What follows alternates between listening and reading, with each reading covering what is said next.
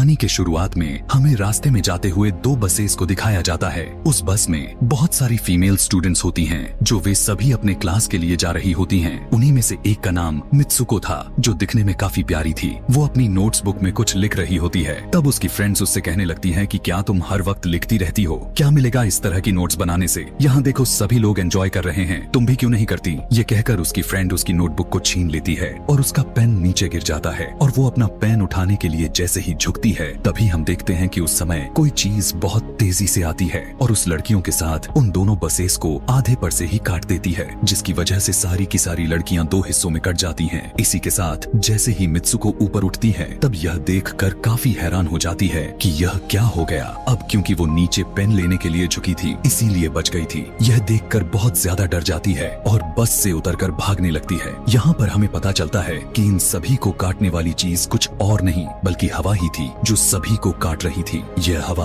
अब मित्सुको के पीछे भी पड़ जाती है। यह देखते हुए मित्सुको चिल्लाते हुए काफी तेजी से भागने लगती है। भागते समय उसे आगे 4 लड़कियां और भी दिखाई देती हैं और वो उन्हें झुकने के लिए कहती हैं, लेकिन काफी देर हो चुकी थी। वो हवा उन्हें भी आधे पर से काट कर चली जाती है। लेकिन उनमें से मित्सुको एक लड़की को बचा लिया था कि तभी इन्हें कुछ साइकिलिंग करते हुए लड़कियां नजर आती हैं, जो कहीं पर जा रही थी। उन्हें भी ये बचाने की कोशिश करती है, लेकिन वो हवा उनके साथ भी वही करता है जो अभी इनके दोस्तों के साथ हुआ और इसी दौरान वो लड़की भी मारी जाती है, जिसे अभी उस अदृश्य चीज से बचाया था। अब वो यह देखकर काफी डर जाती है और वो इधर उधर भागने लगती है। आगे हम देखते हैं कि मित्सुको जब एक नदी के पास जाती है, तो वो यह देखकर हैरान हो जाती है कि उस नदी में भी पहले से बहुत सारी डेड बॉडीज पड़े हुए थे, जिसने हवा ने यानी उस अदृश्य चीज ने काट दिया था। वहाँ से वो एक डेड बॉडी के कपड़े लेकर चेंज कर लेती है। अगले सीन में हम देखते हैं कि मित्सुको चलते चलते एक स्कूल में पहुंच चुकी है, जहाँ पर और भी बहुत सारी फीमेल स्टूडेंट्स थीं। उनका यूनिफॉर्म मित्सुको के यूनिफॉर्म से काफी डिफरेंट था। यानी यह भी था कि वो तो उनके स्कूल के स्टूडेंट तो नहीं थी कि तभी एक लड़की मित्सुको के पास आती है और उससे कहने लगती है कि तुम कैसी हो। दरअसल देखा जाए तो वो लड़की उसकी बेस्ट फ्रेंड थी, लेकिन मित्सुको उससे पूछती है कि क्या तुम सच में मेरी बेस्ट फ्रेंड हो, क्योंकि उसे कुछ भी समझ में नहीं आ रहा था कि उसके साथ हो क्या रहा है। वो काफी सदमे में थी। यहाँ पर हम यह भी जान पाते हैं कि मित्सुको और उसकी बेस्ट फ्रेंड काफी ज्यादा एक दूसरे को प्यार करती हैं कि तभी वहीं पर तेज हवा चलती है और मित्सुको डरकर बिल्डिंग के अंदर चली जाती है। उसकी बेस्ट फ्रेंड को कुछ भी समझ में नहीं आ रहा था कि ये हो क्या रहा है। वो मित्सुको से पूछने लगती है कि तुम इतना ज्यादा कांप क्यों रही हो और इतना ज्यादा डरी क्यों हो, तुम्हें हो क्या गया है। तब मित्सुको अपने बेस्ट फ्रेंड को सब कुछ बता देती है कि किस तरह से एक हवा का झोंका आया और उसके स्कूल के सभी स्टूडेंट्स को काट कर चली गई। यह सुनकर उसकी दोस्त उसे विंडो के पास ले जाकर उसकी हाथ बाहर निकाल कर कहने लगती है कि ये देखो, ये बस हवा है और कुछ नहीं। यहाँ पर मित्सुको के दिल को कुछ शांति मिलती है और इसे लगने लगता है कि शायद ये मेरा ख्वाब ही हो सकता है। जिसके बाद मित्सुको का बेस्ट फ्रेंड अपने 2 और दोस्तों को लेती है और क्लास को बंद करने का प्लान बनाती है। जैसे ही ये चारों क्लास के बाहर जाने के लिए निकलने ही वाली होती हैं कि तभी वहाँ पर उनकी टीचर आ जाती हैं और उन्हें देख लेती हैं, लेकिन वो चारों वहाँ से भाग जाती हैं। वे चारों भागते भागते एक लेक पर आ जाती हैं। वहाँ पर मित्सुको की बेस्ट फ्रेंड अपने दोनों दोस्तों को भी उसके ख्वाब के बारे में बताती है। तभी उनमें से एक लड़की कहती है कि हो सकता है कि यह सच हो,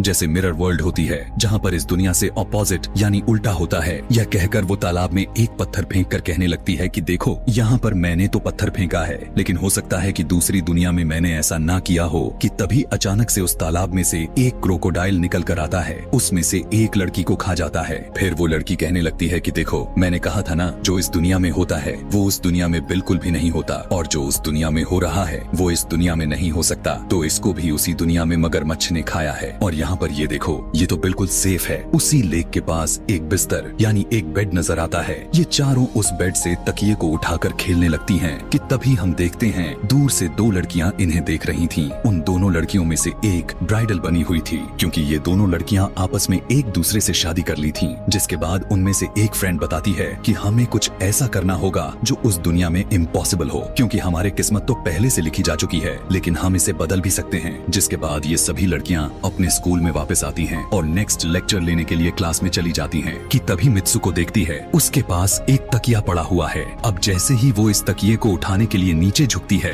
कि तभी उसकी टीचर पूरे क्लास में गन से फायर करने लगती है और जैसे ही मित्सुको उस तकिए को उठाकर ऊपर देखती है तो उसके क्लास के सभी लड़कियां मारी जा चुकी होती हैं और यहाँ पर एक बार फिर वो बच जाती है जैसे पिछली बार अपने ड्रीम्स में बच गई थी। मित्सुको की टीचर उसके पास आकर कहती है कि तुम्हारी हिम्मत कैसे हो गई, इस क्लास को बंद करने की तुम्हारा भी मरना तय है। कि तभी उसी वक्त दो लड़कियां और आ जाती हैं और मित्सुको को बचाकर वहाँ से भागने की कोशिश करती हैं, लेकिन एक दूसरी टीचर वहाँ पर आकर उन दोनों लड़कियों को मौत के घाट उतार देती है। अब जितने भी स्टूडेंट्स की जान बच गई थी, मित्सुको उनके साथ बाहर भागने लगती है, लेकिन स्कूल की सभी टीचर्स उन सभी लड़कियों पर फायरिंग करने लग जाती हैं। अब यहाँ पर फायरिंग के दौरान सभी लड़कियां जैसे ही वहाँ से बाहर आती हैं, तो यहाँ पर हवा उन्हें काट देती है। यहाँ पर अब मित्सुको यहाँ पर एक बार फिर से अकेली रह जाती है और वो वहाँ से भागकर क्राउड एरिया से होता हुआ पुलिस स्टेशन में जाती है। वो वहाँ पर सब कुछ बताने लगती है। उसकी यह बात सुनने के बाद पुलिस वाली लड़की उससे कहती है कि लेकिन तुमने स्कूल वाली कपड़े तो नहीं पहने हुए हैं। और जब वो उसके सामने एक मिरर को रखती है तब मित्सुको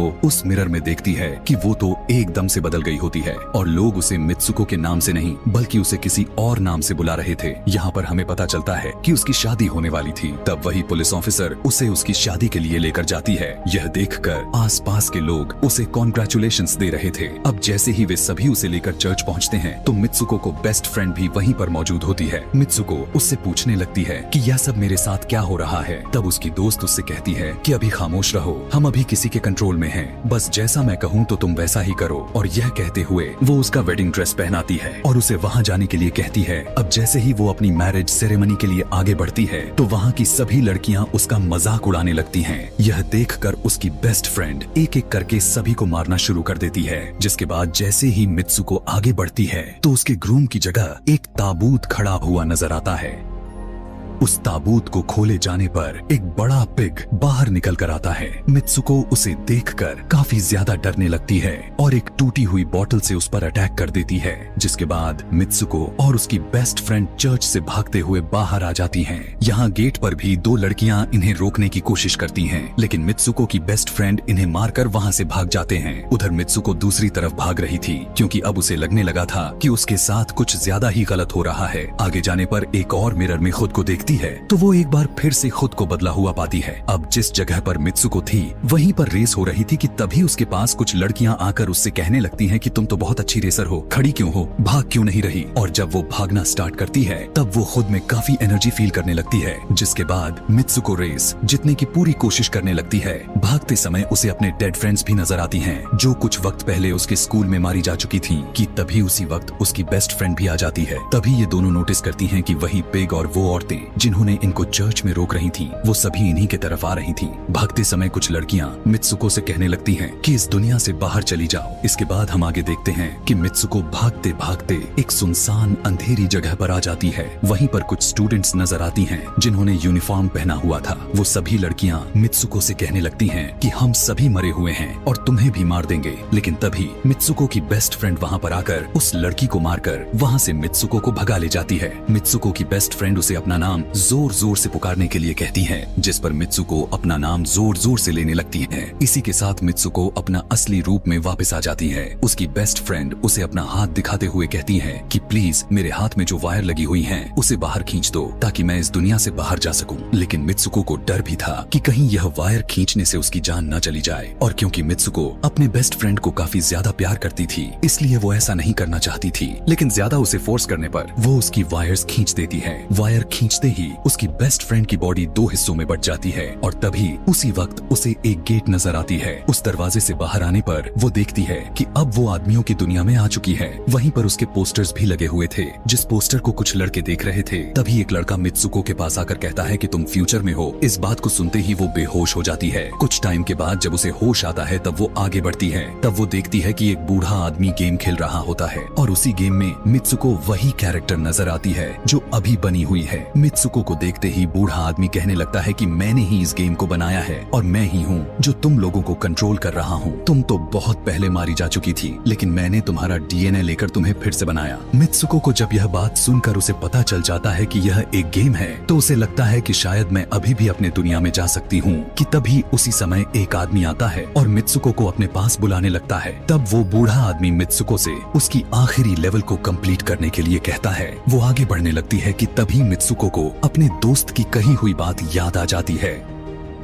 कि अगर हम इस दुनिया में कुछ ऐसा करेंगे जो दूसरी दुनिया में इम्पॉसिबल हो तो तुम इस गेम से बाहर आ जाओगी। और इसी के साथ वो इस आदमी का गला दबा देती है और कहने लगती है, बस करो हमारे साथ खेलना। यह कहकर मित्सुको उस बूढ़े आदमी की छड़ी को उठाकर अपने पेट में घुसा देती है, जिस वजह से उसकी मौत हो जाती है। और यहाँ पर हम देखते हैं कि बूढ़ा आदमी यह सोच भी नहीं सकता था कि मित्सुको ऐसा कुछ कर सकती थी, और इसी के साथ उसकी डेस्टिनी पूरी तरह से चेंज हो जाती है। वो इस दुनिया में यानी गेम में तो मर चुकी थी, लेकिन असली दुनिया में वो अभी भी जिंदा थी। आगे हमें ये भी दिखाया जाता है कि मित्सुको के बाकी के कैरेक्टर्स भी किसी न किसी वजह से अपने आप को मार लेते हैं, और अब वे सभी गेम का पार्ट नहीं थे। अगले सीन में हमें मित्सुको को बर्फीले जगह पर लेटा हुआ दिखाया जाता है, और अब वो अपने रियल वर्ल्ड में आ चुकी थी। और इसी के साथ यह दिमाग घुमा देने वाली कहानी यहीं पर खत्म हो जाती है। आगे और भी ऐसे ही एक्सप्लेनेशन मूवीज देखने के लिए कमेंट में नेक्स्ट लिखना ना भूलें। Thanks for watching.